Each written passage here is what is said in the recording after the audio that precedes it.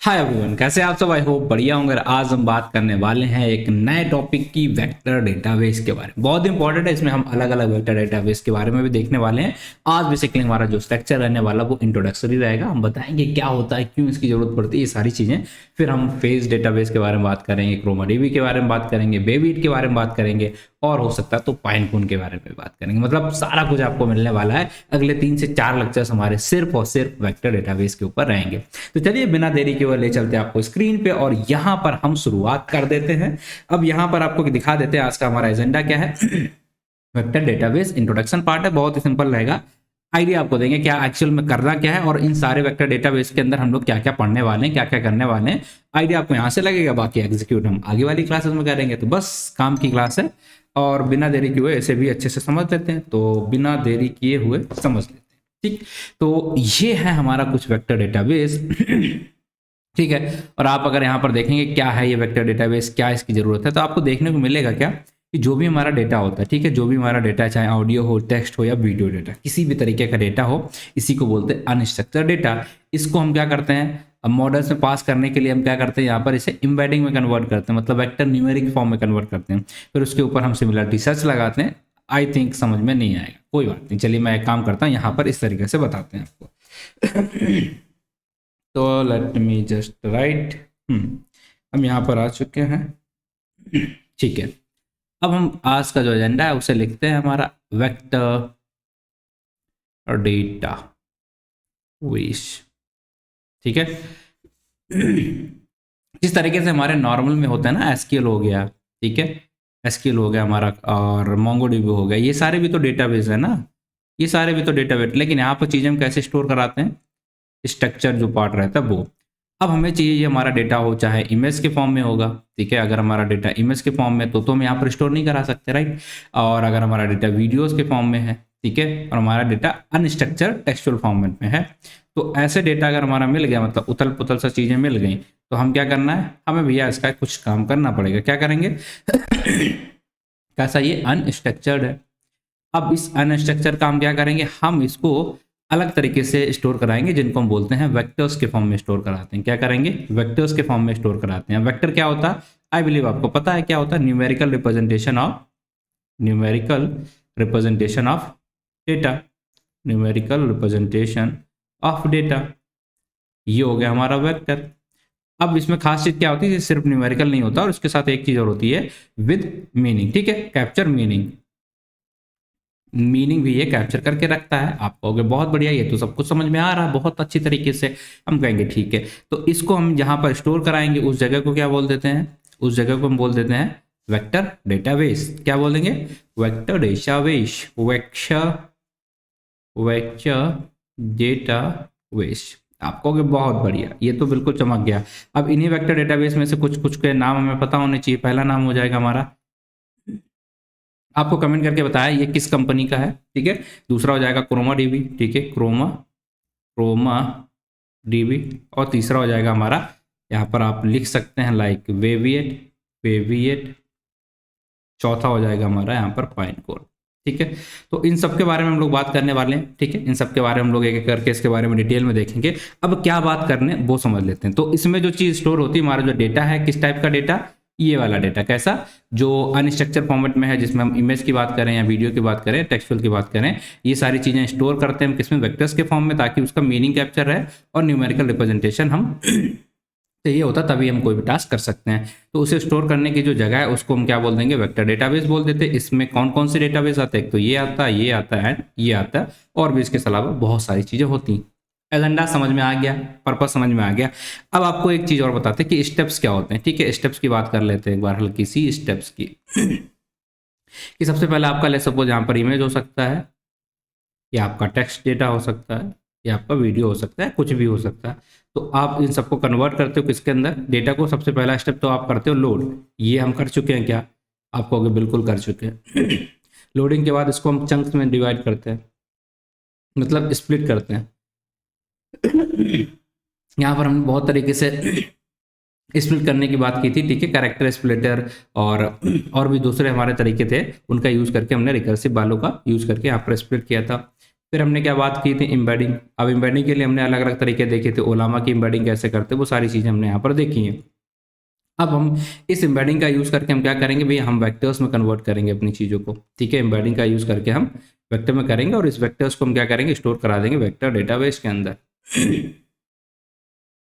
इसको हमें स्टोर कराना है वेक्टर डेटाबेस के अंदर, ये है हमारा एजेंडा।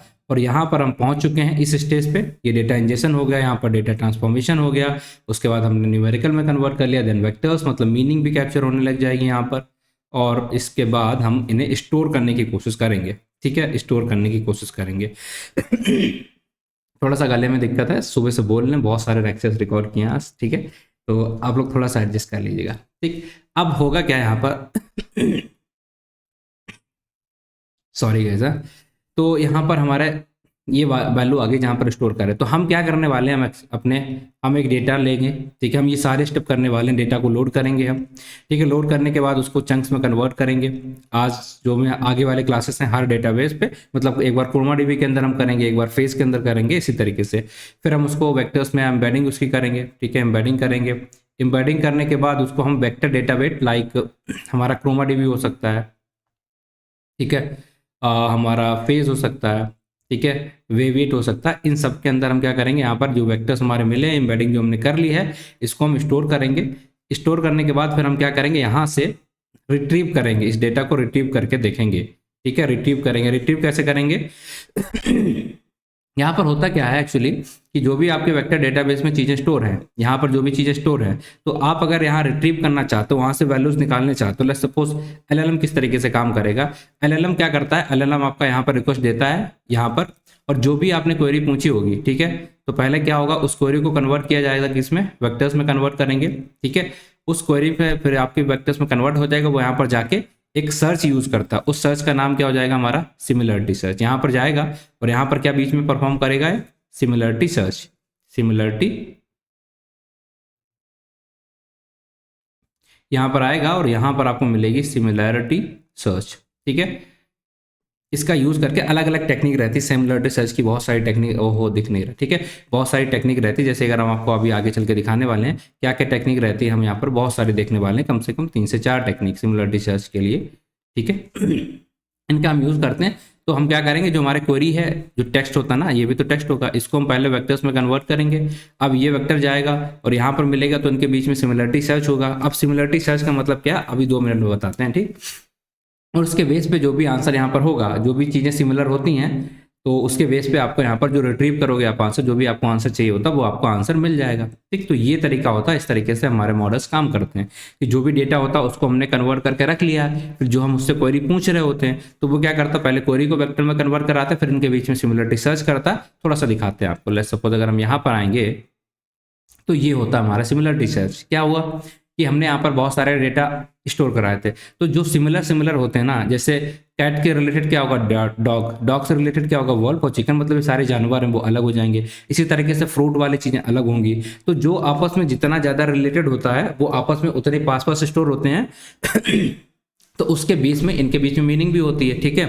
तो हम जब भी कोई क्वेरी डाली हमने, अब वो क्वेरी क्या करेगी, कन्वर्ट हो जाएगी वेक्टर्स में, और वेक्टर्स में मतलब आपने उससे सर्च करना है, ठीक। उसके बीच में क्या लगाएंगे, सिमिलरिटी सर्च लगाएंगे कि कौन किससे रिलेटेड, तो फिर यहाँ से हमारा डेटा जो होता है वो फेच हो जाता है और उसके बेस पे हम आंसर को रिट्रीव कर पाते हैं। ये बेसिकली तरीका होता है, ठीक है। तो जैसे एप्पल जितने हैं, ठीक है, एप्पल यहाँ पर अगर आप देखोगे फ्रूट्स वाले वो अलग अलग दिख रहे हैं और ये वाला कंपनी वाला एप्पल वो अलग दिख रहा है, ठीक। इनके बीच में जितना डिफरेंस होगा उस हिसाब से हम कैलकुलेट करते हैं। कैसे कैलकुलेट करते हैं थोड़ा सा बता देते हैं।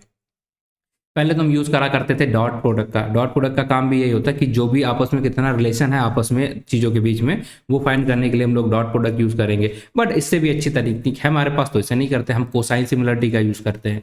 कोसाइन सिमिलरिटी क्या होता है, उसका फॉर्मूला ये होता है, ए और बी का डॉट प्रोडक्ट करके उनके मॉडुलर वैल्यू से हम यहाँ पर डिवाइड करते हैं। कुछ इस तरीके से हमारा दिखता है।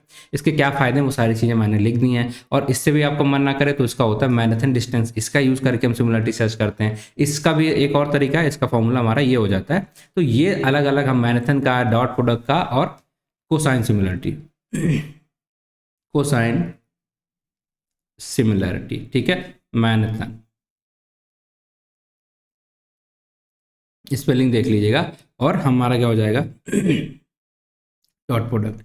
इन सारी चीज़ों को हम क्या कर रहे होते हैं, जब हम मॉडल के अंदर चाहते हैं कि भैया जो हमने क्वेश्चन पूछा है ना, ये वाला जो हमने क्वेश्चन पूछा है, सपोज हमने क्वेरी पूछी तो इसको वेक्टर में कन्वर्ट कर दिया, और ये क्या करेगा, जहां पर सेम वेक्टर वाली चीजें होंगी सिमिलर वाला, उसके आसपास चीजों को ढूंढेगा। तो लेट्स सपोज मैंने क्वेश्चन पूछा who is the president of India, तो इंडिया फिर वो देखेगा प्रेसिडेंट वाली चीजें और उन सारी चीजों को आपस में ढूंढेगा कहाँ कहाँ है, और उसका आंसर जहां भी उसे दिखेगा उसके बेस पे ये रिट्रीव करके आपको एलएलएम के अंदर से दे देता है। ये हमारा बेसिक सा प्रोसीजर रहता है। ठीक है, आपको में आ गया होगा। और तो सॉरी गाइस, ठीक है, यहाँ पर कुछ दिक्कत नहीं होनी चाहिए। ठीक, चलिए इतना आ गया क्या समझ में, किस तरीके से वेक्टर डेटाबेस का यूज होता है, क्यों ये इंपॉर्टेंट होता है, और यहाँ पर जो एक्शन परफॉर्म होता है ये। अब ये सारी चीज़ें हम करके देखने वाले हैं कि हम एक डेटा लेंगे, उसको कन्वर्ट करेंगे, एम्बेडिंग करेंगे, उसको किसी भी इनमें से किसी में भी स्टोर कराएंगे, फिर वहाँ पर हम सिमिलरिटी सर्च करेंगे, क्वेरी पूछेंगे कि भैया ये वाला वैल्यू का हमें सिमिलरिटी सर्च करके दो, फिर हम वहाँ से सिमिलरिटी सर्च के बेस पे वहाँ पर कुछ रिट्रीव मिलेगा और उसको आपको दिखाएंगे कि देखिए जो हमने वेक्टर डेटाबेस में स्टोर कराया था ये वैल्यू, उसका अगर हमने सर्च करा तो वही आंसर हमारा निकल आया। तो इससे प्रूव हो जाएगा कि सिमिलरिटी सर्च करके वेक्टर से हम सही आंसर निकाल पाते हैं। बस दैट्स इट, यही चीजें हैं और इन्हीं को आने वाले लेक्चर्स के अंदर हम लोग देखने वाले हैं, बढ़िया तरीके से देखेंगे। ठीक है, बाकी यहाँ पर थोड़ा बहुत चीजें बाकी हैं, उन्हें आप देख लीजिए। बाकी आई थिंक किधर गया ये, ठीक है, यहाँ पर अलग अलग तरीके हैं, यूज केसेस क्या होता है जैसा आप देखेंगे यहाँ पर। तो आपने ये अलग अलग डेटा है आपका, आपने यहाँ पर क्वेश्चन पूछा, ये जाता है कहाँ पर, एम्बेडिंग मॉडल के अंदर जाएगा, चाहे क्वेरी यूज किया, हगिंग फेस, ओपन, ये सब हमने पढ़ाया भैया। ठीक है, ध्यान रखना। फिर हम आ जाते हैं वेक्टर में, पाइथन हो गया, रेडिस हो गया, यहाँ पर वेक्टर डेटाबेस हमारा। ठीक, अब इसको एलएलएम से आप क्वेश्चन पूछते हैं तो एलएलएम क्या करता है, आपकी क्वेरी को कन्वर्ट करता है, इसमें ढूंढता है और उसके बेस पे सिमिलरिटी सर्च करता है और उसको आपके आंसर देता है। इस तरीके से यहाँ पर चीजें चलती हैं। ठीक है, तो क्या फायदा होता है, is a practical role in enhancing. इससे फायदा क्या होंगे देखते हो, तो लार्ज लैंग्वेज मॉडल का जो आंसर सही सही आते हैं ना, जो आप क्वेश्चन पूछते हो वो सही आंसर देता है, उसमें सबसे ज्यादा इंपॉर्टेंट रोल किसका हो जाएगा, वेक्टर डेटाबेसेस का हो जाता है। वहीं पे सारे कुछ काम ही हो रहा होता है। ठीक है, तो रेलेवेंट कॉन्टेक्स्ट के हिसाब से डेटा को स्टोर कर लेता है और this enable the real time update and accurate context aware response. ठीक है, तो वहां से कॉन्टेक्स्ट के बेस पे हमें आंसर मिलने लग जाते हैं। अगर वेक्टर डेटाबेस ही ना होंगे तो हम कहाँ से ढूंढेंगे, कहाँ सिमिलरिटी सर्च लगाएंगे, कहाँ से हमें आंसर मिलेगा, नहीं मिलेगा ना। ठीक है, अब आगे बढ़ते हैं। यहाँ पर हमें क्या देखना होगा, लॉन्ग टर्म मेमोरी। ठीक है, अगर बड़ा बड़ा हमने क्वेश्चन भेज दिया है तो उसको भी वहाँ पर भी हमारा वेक्टर डेटाबेस काम आता है, वहाँ पर चीज़ों को फेच करने के लिए। इसी तरीके से सारी चीज़ें चलती हैं। कहाँ इसका एप्लीकेशन करते हैं, रिकमेंडेशन सिस्टम में करते हैं, इमेज सर्च में करेंगे, नेचुरल एनएलपी में करेंगे, एनोमली डिटेक्शन में करेंगे। तो ये बेसिक से इसके यूज केस हो गया। ये इतना इंपॉर्टेंट नहीं है, एजेंडा सिर्फ इतना था कि किस तरीके से सिमिलरिटी सर्च करते हैं, तो इसके अलग अलग तरीके विद फॉर्मूले मैंने मेंशन कर दिए हैं, आपको घबराने की जरूरत नहीं है। बाकी एजेंडा ये है आज का इंपॉर्टेंट क्या करने वाले हैं आगे वाली क्लासेस में, वो समझ में आ गया।